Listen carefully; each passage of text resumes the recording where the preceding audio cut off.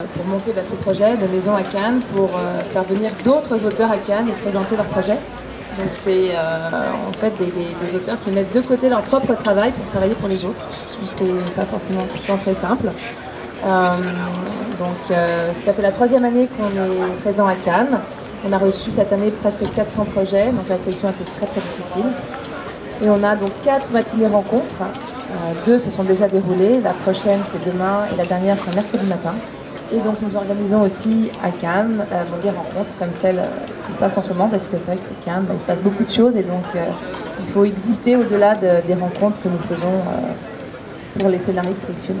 Thomas, c'est évidemment le collaborateur de Jacques Audiard, mais pas que, puisqu'il y a aussi un film là qui fait l'actualité ici au festival. Et c'est Thomas a aussi d'autres collaborateurs, on sait avec Abdel Raoul Jafri. Bonjour. Au moins sur un prophète. En fait, non, j'ai jamais travaillé avec Abdel parce qu'on a adapté un scénario qu'il avait écrit pour un prophète, pour le projet Un prophète. Un projet qu'il avait écrit un peu sous la souris, qu'il avait montré à Jacques. Et puis en fait, on a travaillé avec Jacques à adapter ce scénario. Et voilà, mais on n'a jamais travaillé ensemble. À partir de comment ça se fait? Bon, toujours écrit, je suppose. Non. Non. Et donc tu vas nous expliquer ça. Mais comment on passe de ce parcours de distributeur, de producteur et puis de gestion et d'économie au statut de scénariste? Eh bien, j'ai toujours su que je voulais travailler dans le cinéma depuis que j'étais petit. Donc voilà. En fait, j'avais un copain à la maternelle. On est resté pas très longtemps. Il s'appelait Vincent. Et sa mère était ouvreuse à l'Action Christine, qui est un cinéma rue Christine, dans le 6e arrondissement à Paris, qui est un cinéma de répertoire. Et donc, je crois que j'ai vu tous les films qui sont passés à l'Action Christine de 9 ans à 20 ans. Donc, j'y allais tous les jours, j'aimais beaucoup ça. Donc, c'était très cinéphile. Donc, j'ai une cinéphilie assez verticale, comme ça, qui fait des cinémas américains de 30, 35 jusqu'à 65, je suis assez fort. Je suis assez fort sur Raoul Walsh, par exemple, ou sur, je sais pas, Michael Curtis, ou des gens qu'on a oubliés, et qui sont des grands auteurs. Et donc voilà, j'aimais beaucoup ça, et je savais que je voulais travailler dans le cinéma. Par contre, je connaissais rien au cinéma. J'avais des parents, comme quand on est jeune, et ils voulaient que je fasse des études d'économie, ça les rassurait. Donc j'ai étudié à Dauphine. Voilà, et chaque fois qu'il y avait un mémoire à faire ou un stage et tout ça, je faisais toujours dans le cinéma. Donc j'en ai fait chez MK2, j'en ai fait dans une petite boîte de post-prod. Enfin, j'en faisais à chaque fois pour essayer de voir, je ne connaissais rien. Et donc voilà, j'ai fait ça. Et puis ensuite, un jour, à l'époque, il y avait les services militaires, ça veut dire si je suis vieux. Et donc j'y suis allé, mais ça n'a pas duré très longtemps. Et en sortant du service militaire, c'est marrant. On aurait d'avoir 100 ans quand on dit en sortant du service militaire. Et donc en sortant du service militaire, après il y a eu la guerre de 14, après il y a la guerre d'Algérie, bon c'était long. Hein. Et, quoi qu'il en soit, donc je sors du service militaire en temps de paix. Et c'était d'autant plus ridicule. Quoi qu'il en soit, finir cette phrase. Je sors du service militaire et là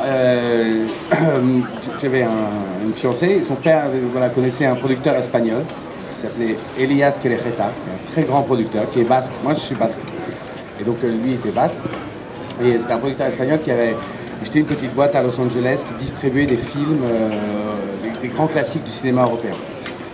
Et donc la boîte allait pas bien, alors ils m'ont envoyé faire un audit. Et donc j'y suis allé, ça allait tellement mal cette boîte que 2 mois après j'étais patron de la boîte. Mais c'était une promotion, c'était comme devenir capitaine du Titanic. Vous voyez, c'est un truc qui allait vraiment vers le sud. Et donc voilà, donc j'ai fait ça pendant 2 ans aux États-Unis, j'ai distribué des films. Et c'était à Los Angeles, et c'était une époque où il n'y avait pas encore de DVD. Et pour vous situer à peu près, c'était les années 90, il y avait des VHS. Et vraiment, c'était un système très merdique, la VHS. Et donc, ça n'intéressait personne, les films de répertoire en VHS. C'était vraiment le bout du bout de la chaîne alimentaire à Los Angeles. Et comme c'est les États-Unis, personne ne se gêne pour vous le faire remarquer. Et donc voilà, j'ai fait ce truc-là pendant 2 ans. Et ensuite, ce producteur espagnol pour qui je travaillais, on a réussi à vendre cette boîte. Et puis c'était une époque où on pouvait faire des films pas chers du tout, à tourner pour pas cher à New York. Et donc je suis allé à New York pour ce producteur espagnol. Et puis j'ai produit un petit film pour un réalisateur espagnol là-bas, je ne connaissais rien. Je pense que c'était un très mauvais producteur, mais j'ai fait ça. Et on pouvait vraiment faire ça pour pas cher. Et puis ensuite, je suis rentré en Europe. J'ai travaillé pour Marine Karvitz, je vous fais le truc. Et je vous raconte. Voilà, je travaillais pour Karmitz et donc j'ai fait la distribution à nouveau et je ramenais des auteurs américains parce que toujours c'était encore possible de faire des petits films américains. Donc j'ai ramené Lodge Kerrigan, voilà, pour faire Claire Dolan, qui est un film qui était à Cannes en 99. Voilà, donc je faisais ça, je ramenais les projets américains, puis je les distribuais et voilà. Et donc j'étais distributeur pendant 3 ans. Et ensuite, j'ai produit un autre film aux États-Unis, parce que c'était le truc, je faisais la navette et qu'il y avait un marché. En fait, on pouvait prendre des auteurs américains, trouver de l'argent en Europe pour eux. Et donc, j'ai pris un petit film qui s'appelle Insomnie en français, Chasing Sleep, avec Jeff Daniels. Et puis après, je travaillais pour Why Not Production, pour essayer de monter des films américains pour eux. Et là, le marché commençait à... Voilà, il y avait moins d'argent, le cinéma indépendant américain était un label un peu galvaudé, c'était plus difficile, donc j'ai mis 1 an à essayer de développer un projet, j'y arrivais pas du tout, et puis un jour j'ai écrit une histoire, et puis je l'ai vendue, et je me suis dit que c'était beaucoup plus facile. Mais alors, pourquoi un jour tu as écrit une histoire? Parce que ça faisait 1 an que j'essayais de développer un film, j'avais un casting super, il y avait Ian Holmes, qui est un acteur que j'adore, enfin bon, je trouvais ça tout génial, je n'arrivais pas à trouver des sous, et un jour je déjeune avec un chef opérateur qui était formidable, qui s'appelait Tom Richmond, qui est un super chef opérateur, et qui discute comme ça, et qui dit je reviens à Los Angeles, on a tourné un film en 1 semaine avec Naomi Watts, et je dis bon, et puis après je suis rentré, ça faisait 1 an que j'essayais de monter un film, j'avais fait perdre à Why Not plein de sous. Et j'étais très emmerdé et puis surtout ça ne finissait plus. Et je me suis dit comment est-ce qu'on fait pour faire un film en 1 semaine. Et donc j'ai essayé de réfléchir comme ça et puis j'ai pensé à une histoire qui intégrait le processus de production à l'intérieur. Enfin bon, j'ai réfléchi et puis j'ai trouvé un truc. Du coup j'ai écrit cette histoire et 3 jours après j'ai déjeuné avec un producteur et un réalisateur puis je leur ai raconté. Et à la fin du repas, on les a en cachette. Donc je l'ai vendu et ça a duré 4 jours. Enfin, voilà, en 3 jours, j'avais fait un truc alors que ça faisait 1 an que j'essayais de monter un film. Je me suis dit c'est beaucoup plus facile. Et surtout 2 mois après ou 3 mois après de tourner, ils l'ont fait en 9 jours, donc en plus ça marchait à peu près le système. C'était un petit film qui s'appelle Le Château, que vous pouvez trouver, qui est avec Paul Rudd, qui est devenu assez célèbre aussi, Sylvie Testu, voilà. Et donc j'avais réfléchi à ça, juste comment est-ce qu'on fait pour faire un film en 1 semaine. Et là j'ai appris un truc. Très clairement, c'est que je pense que si je m'étais dit si je vais raconter une histoire, que ce serait quoi l'histoire que j'ai au fond de mon cœur et que jamais de ma vie j'aurais écrit. Alors qu'en réfléchissant pas à une histoire et à un film, on se disait comment on fait un film comme ça, avec un cahier des charges un peu comme ça, serré, et sans se dire quelle est l'histoire qui...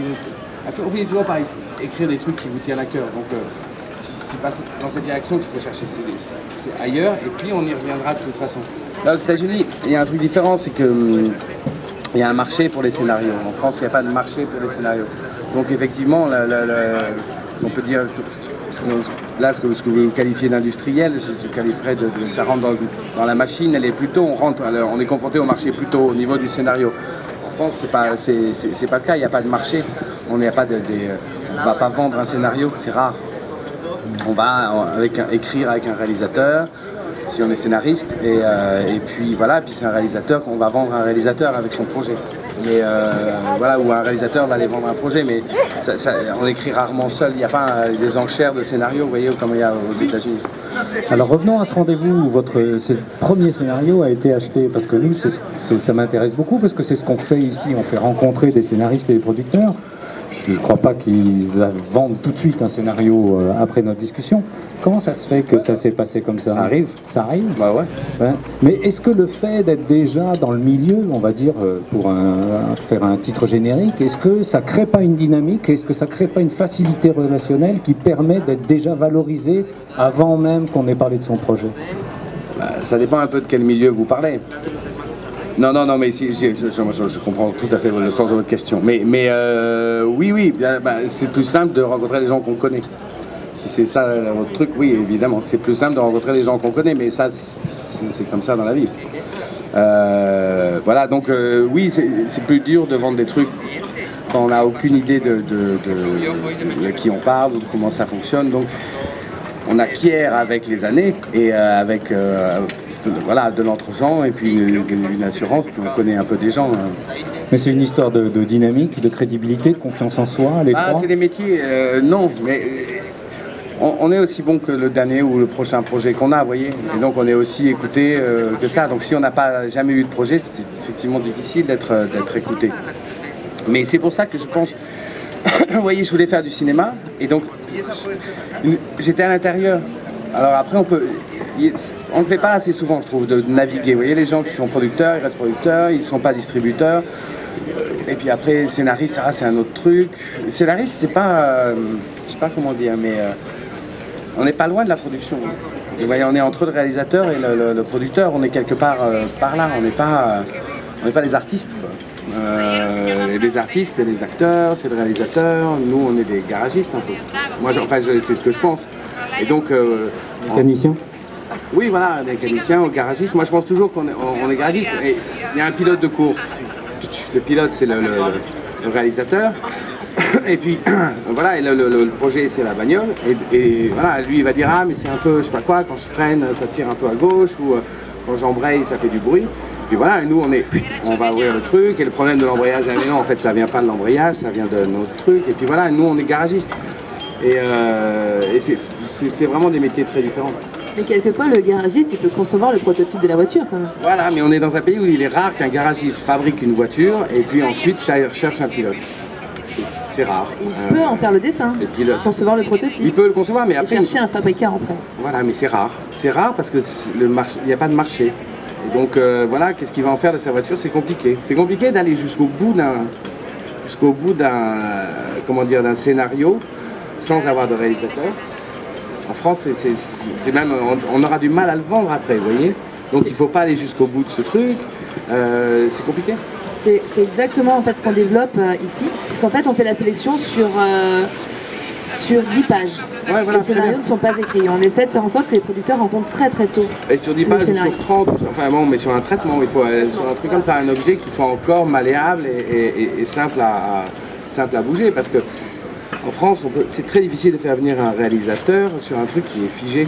On arrive, ça n'a pas d'intérêt, les réalisateurs ils veulent pas ça, il n'y a pas, comment dire, réalisateur, c'est un truc d'artiste en France. Et aux États-Unis, c'est un truc plus de technicien. Et donc voilà, les techniciens, on prend les mecs, ils sont pilotes, je sais pas quoi, ils sont plus mercenaires, vous voyez.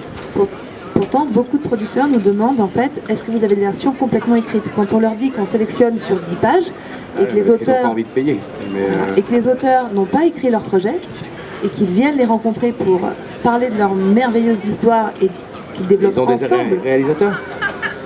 Souvent, oui, ça peut arriver. Ils ont un réalisateur et ils cherchent un projet tout fait. Mais... il faut... En France, enfin, je parle de mon expérience, après c'est différent, mais ça m'est arrivé de travailler sur des trucs où il n'y avait pas de réalisateur. C'est toujours catastrophique.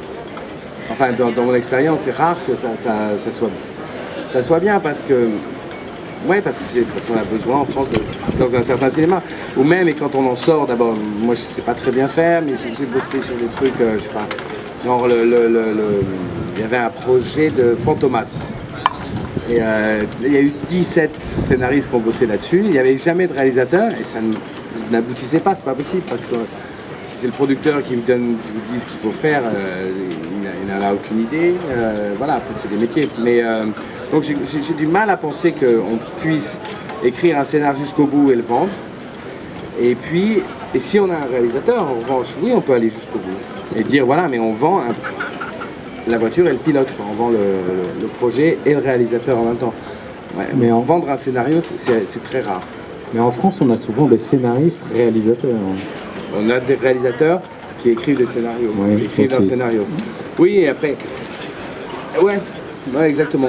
Et après, ils sont pas toujours forts dans tout, quoi.